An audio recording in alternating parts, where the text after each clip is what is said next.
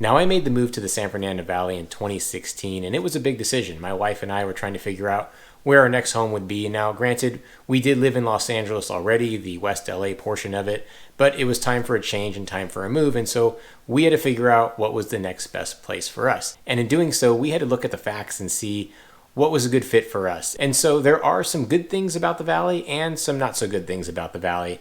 And so you really should avoid moving to the Valley unless you're able to handle these 7 facts that I'm about to run through. Now, not all of these things on the list are bad. It's really from perspective, your point of view or your family's point of view, but it's something you should know and contemplate before making that move, whether or not you should avoid the San Fernando Valley or make it your next home. Okay, number 1 on our list that you should avoid moving to the San Fernando Valley is if you really want to feel truly connected to city life, kind of being in the middle of it all when living in the Los Angeles area, because the San Fernando Valley is a bit isolated from the rest of the city. Now, as I mentioned in my intro, that my wife and I were making decisions on where to move to, and we were living in the West Side, which was pretty connected to a lot of entertainment spots.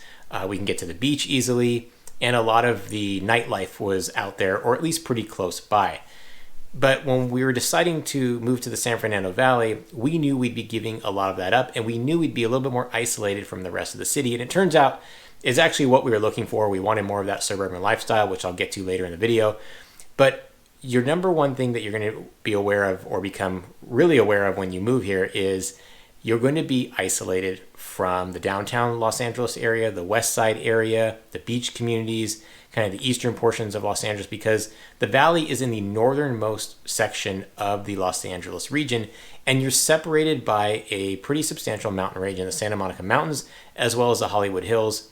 And there's a few corridors that connect you to the rest of the city. If you're on the east side of the San Fernando Valley, like in Burbank, Glendale area, Studio City, you can maneuver and get yourself to the downtown area in the east side of Los Angeles.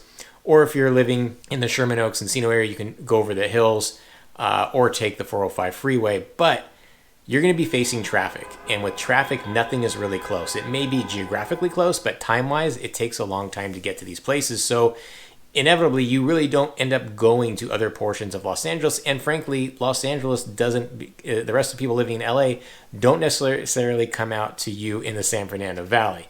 Now, there's a couple of reasons besides traffic, and that is because the San Fernando Valley is a little bit more of a suburban area. So a lot of people don't find themselves going out to the Valley for entertainment or going out for a specific reason. So you're not going to really, again, feel that connection with the rest of people living in Los Angeles. And for you, you're going to be living in a quieter area in the San Fernando Valley, so you're not going to feel connected to kind of that nightlife, the buzz, the action that Los Angeles has to offer, or that laid-back kind of chill vibe that you get along the beach cities in the Santa Monica, Venice, Marina del Rey, and so forth. In fact, the San Fernando Valley is so isolated and Los Angeles is so big, there have been talks for many, many, many years to make the San Fernando Valley its own city. And in fact, a long time ago, it wasn't even part of Los Angeles. Los Angeles ended up annexing that portion to bring it into the city of LA. I don't think it's going to happen anytime soon because of the political atmosphere, of course, but it's really, it kind of tells you if they're thinking about becoming their own city or wanting to become their own city, that region of LA, that tells you that there really isn't that true connection to maybe the rest of the city. As a reminder, I'm Dave Fine with the Real Estate Dads right here in Los Angeles, and my team and I love helping people move to and relocate to the city of Los Angeles. So make sure you reach out, phone us, give us an email, shoot us a text. Either way, make sure you reach out and we'll have your back when moving to LA. And if you want to see more videos about what it's like to live, work, and play in the city of LA, then make sure you subscribe, tap the bell to get notified, and hit that like button if you like what you see. Ask questions, make comments. We love to hear from our audience. As I mentioned, again, the entertainment hubs, the buzz of the city, it's not going to be found in the Valley. It is more in other sections like in the downtown area, Hollywood, Beverly Hills, the West LA section. Also, you're not near any of the major sporting events. Dodger Stadium, SoFi Stadium, Crypto Arena for baseball, football, and basketball. And then you have our soccer and the BMO. Even something for me, like I'm a big sports fan, and living in the Valley, you don't feel quite as connected. Now, don't get me wrong, there's sports fans everywhere. We've got our Dodger fans, Laker fans, Clipper fans, but you're just not close to the venues. You're not close to the downtown arenas for basketball or Dodger Stadium. You're also not really close to the Inglewood area for football where the Rams and the Chargers play, and you're not close to the soccer venues in Exposition Park, which is also pretty much downtown, or in Carson, which is further south. So it's a drive to get there. Now, you've noticed I'm not including the Angels because, frankly, they're in Anaheim. They like to call themselves the LA Angels, but they're not part of this. So if you're an Angel fan, I'm sorry. You're not going to really go to Anaheim for many of those games. That's even further south. So again, these things make you feel a bit more isolated from the rest of the city. If you're okay with that, if you're not really needing to be in the middle of the action, then San Fernando Valley is actually the right spot for you. Okay, number 2 on our list on why you should avoid moving to the San Fernando Valley unless you can handle not living by the beach or having that beach lifestyle. You've seen it on TV, you've seen it in movies. Los Angeles is known for our awesome beaches. So many people are finding themselves there daily throughout the summer, throughout the year, again, because we have such fantastic weather in general in Los Angeles that beach time is pretty much year-round. So if you're looking for that beach vibe, that beach style, then the San Fernando Valley is not going to be a good fit for you because you're not going to get that as part of your daily vibe, your daily lifestyle. Now, if you want to know more about what LA feels like, make sure you hit up one of our other videos of what it's like or what it feels like to live in Los Angeles, and I go over that beach vibe in that video. But living in the San Fernando Valley, I mentioned that you're isolated, and you are going to be isolated from the beach. There's really not that many ways to get there, and to get there, it's going to take a while. Depending on where you are in the valley, it could be 45 minutes to an hour and 15 minutes, depending on traffic, just to get over to the beach. So again, it's not something that you would do on a whim or make it part of your daily habits.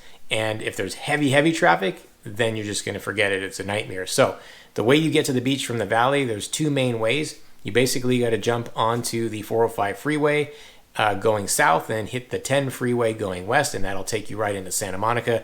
Now, there are roads that you can get over the hills. You don't necessarily have to take the freeways, but that's generally what you're going to need to do to get over to the beach. Now, if you want to go a little bit part of the northern beaches in LA, then you can go the 101 east and hit over onto Topanga Boulevard and take Topanga Canyon all the way through the canyons, the Santa Monica Mountains, and that'll dump you right off into the Santa Monica Beach. But again, you're talking a very long drive, so you don't get that beach weather, you don't get the beach breeze, and you don't get that beach feel when living in the San Fernando Valley. So if that is something important to you as your daily lifestyle, the valley is definitely not for you. Now, it took a little while for me to get used to because growing up in West LA, I was about 3 miles from the beach, which meant I was about 15 minutes from there. I used to ride my bike there, and I loved it. I was a beach guy. I would play volleyball there. I was in the ocean constantly.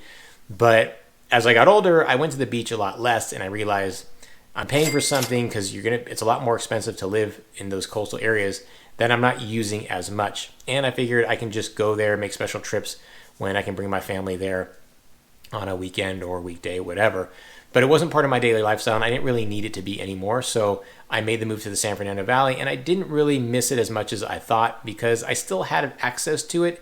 It just wasn't on the daily, and it wasn't part of my everyday lifestyle. Now, although you don't have the easy access to the beach, you can cool off in the valley by going poolside because there are tons and tons of pools in the valley, in valley homes. And that's the thing to do is people go poolside, you hang out with your friends, family, your neighbors, you gather around the barbecue, you're just hanging out, cannonballing in the pool. And so that's what you do if you want some sort of water activity, more so than going to the beach when living in the valley. Okay, number 3 on our list of why you should avoid moving to the San Fernando Valley unless you can handle the suburban lifestyle. Now, when my wife and I made the decision to move to the valley, we moved to Encino.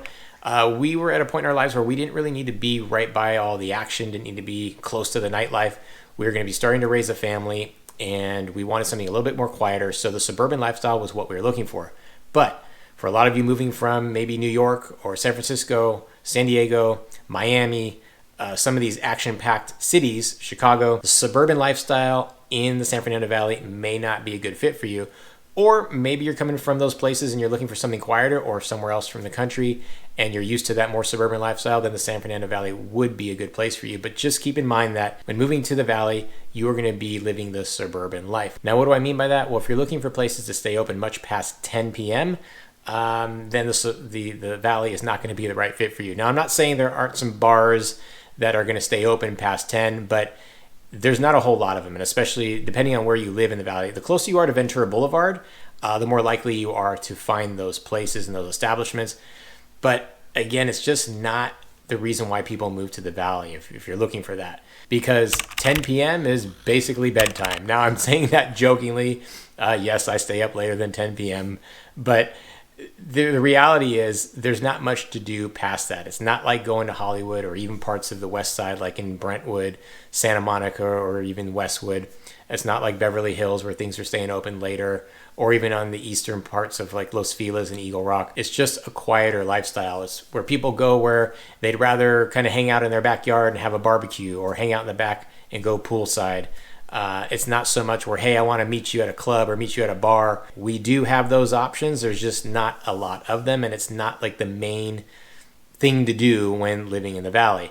As I mentioned, Ventura Boulevard has that corridor. You may be able to find a little bit of that in Woodland Hills, in the Village over Westfield, Topanga Mall area. Now, I mentioned malls. You do have three notable ones in the Sherman Oaks Mall, the Northridge Fashion Center, and the Westfield Topanga Mall over in the Woodland Hills area. But I even remember when I went to school at Cal State Northridge, and the nightlife was lacking. I mean, we had to do our own thing, the dorms and parties at houses and whatnot, but it's not like a bunch of us were going and hanging out at the bars and clubs, because there weren't any. So again, it depends on where you are in your life, in the point of your life. And again, for us, we didn't really need that as part of our life. Now, if I was a bit younger, didn't have a family, then maybe that's something what I'd be looking for, and the valley wouldn't be for me. But I actually enjoy that suburban life, and it was a good match for us. So many people are just kind of staying at home and doing the entertainment right there, as I mentioned, with the backyard barbecues. Families kind of stay at home. It's pajama time. It's game night. That's kind of a thing to do. The San Fernando Valley is kind of that sleepy town. That's the suburban area of Los Angeles. Okay, the number 4 reason of why you may want to avoid moving to the valley, and that is there's no nightlife. Now, this kind of piggybacks on the suburban lifestyle that I mentioned earlier, but we'll talk specifically about nightlife here.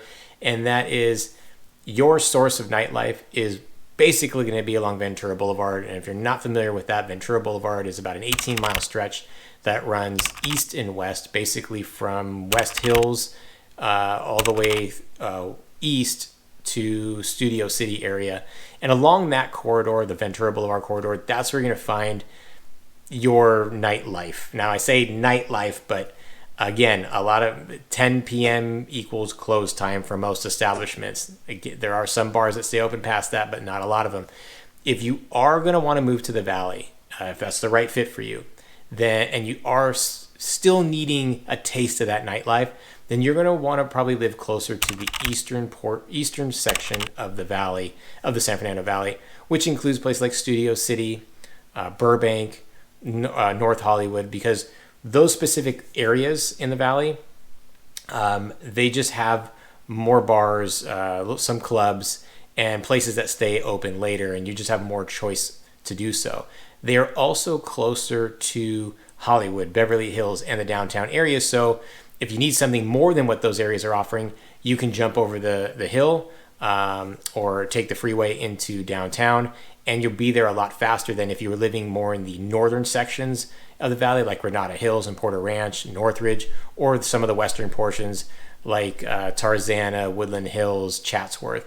So again, if you're looking for that nightlife, but you still want to live in the San Fernando Valley, you still kind of want to mix a little, kind of a happy medium of the nightlife and suburban lifestyle, then make sure you look into those specific regions of the eastern portion of the San Fernando Valley. If you want more information about that eastern section, check out one of our other videos that specifically talk about some of the top neighborhoods in the eastern portion of the San Fernando Valley. So again, if you are looking for that specific nightlife where you can go to your clubs and go to your bars and hang out late, your other option would be to head south into places like Brentwood, Westwood, Century City, Santa Monica. Those places are going to have establishments that are open a little bit later. Okay, we are on the 5th reason of why you should avoid moving to the San Fernando Valley unless you can handle the heat. Yes, it's in many of my videos, but it is something that's notable and something that you should experience, or at least talk to people that live here with the experience to know how hot it actually gets here. Now, again, you've read stories, watched movies, seen TV, fun in the sun, everyone's out at the beach hanging out. It's feeling good, shorts and t-shirts, and that's all true. But when you're living in the San Fernando Valley, it is on average 10 to 20 degrees hotter there, especially during the summer, than it is in other parts of LA, especially the west side. Now, when I say hot, we are talking hot. It can get triple digits for several months, not all day and every day, but it is definitely during the summer, you're talking 90s easy, and then triple digits for sometimes a week at a time, a couple weeks during the summer. And not just 100, 102, but just a year ago it was hitting like 115, 117, and it is brutal. I mean, you're in your car, and just to get from your car to your doorstep, you feel like you're melting. It's a dry heat, so people talk about dry heat being better, and I will say it is, having visited the South during the summer where it is hot and muggy. But nonetheless, it is hot and it is uncomfortable. So you're there trying to find shade on those hot days underneath the trees. If you're going to a park, having a picnic or something, you're going to want to be underneath the trees. And it does make it a little bit harder, especially if you have kids and you want them to run around.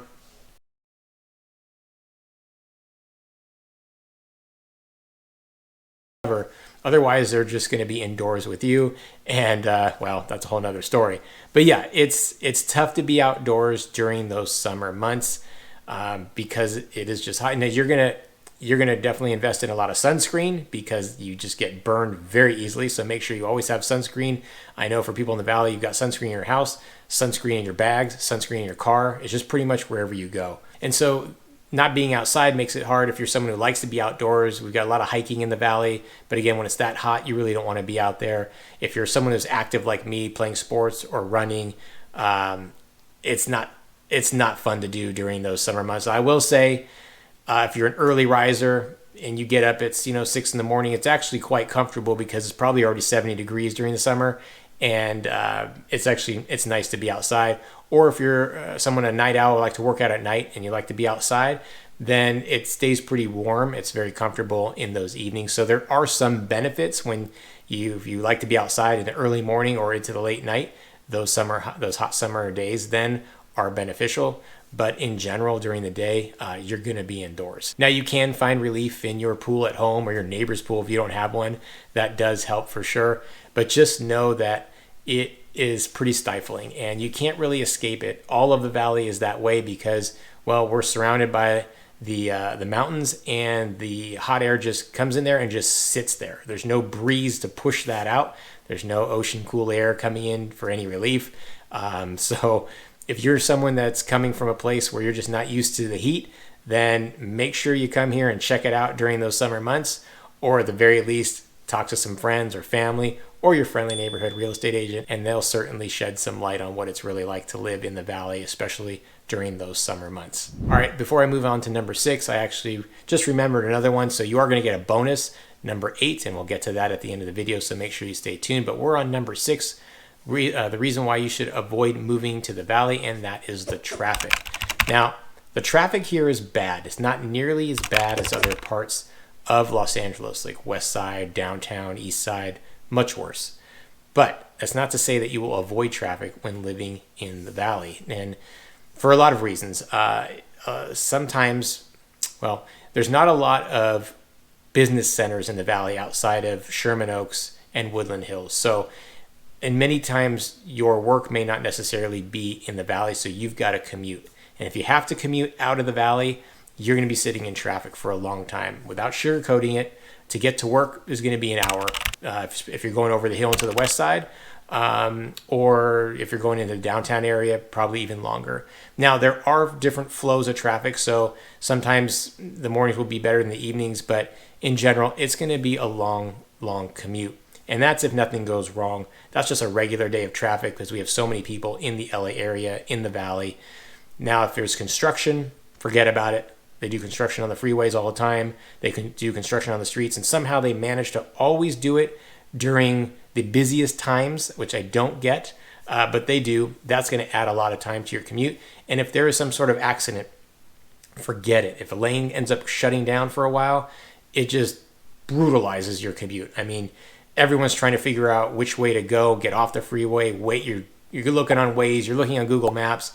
There's no relief because everyone's doing the same thing that you're doing. So traffic is honestly, it's terrible.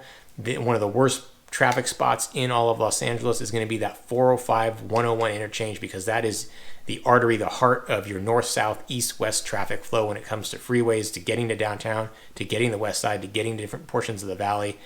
And it is just awful. Now, it's equally as bad on the 10 freeway, the 10 and the 405, which is on the west side interchange there. Both are horrible, but just know if you're in the valley, that intersection, it's right where Encino and Sherman Oaks meet.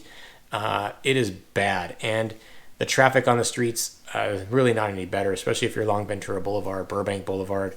It could be pretty bad. And if you're trying to shoot through the hills and the canyons, you may find a little bit of relief, but it's slower drive because it's windy roads, plus everyone else is doing the same thing. Now, for me personally, I grew up, born and raised in the LA area. I'm got kind of used to it. I'm not saying it didn't bother me because there were times it made me late. It's another thing. Make sure you add 20 minutes to your commute. If you want to get there on time, add more if you want to be there early. But for me, I use it at times just to listen to music, listen to podcasts. I'll do some meditation. That's my workaround when sitting in traffic, because if I didn't do that, I'd be annoyed. And you're going to hear people honking at you constantly. That is also annoying. Or when the light turns green, the second it turns green, people can be laying on the horn because everyone seems to be in a hurry.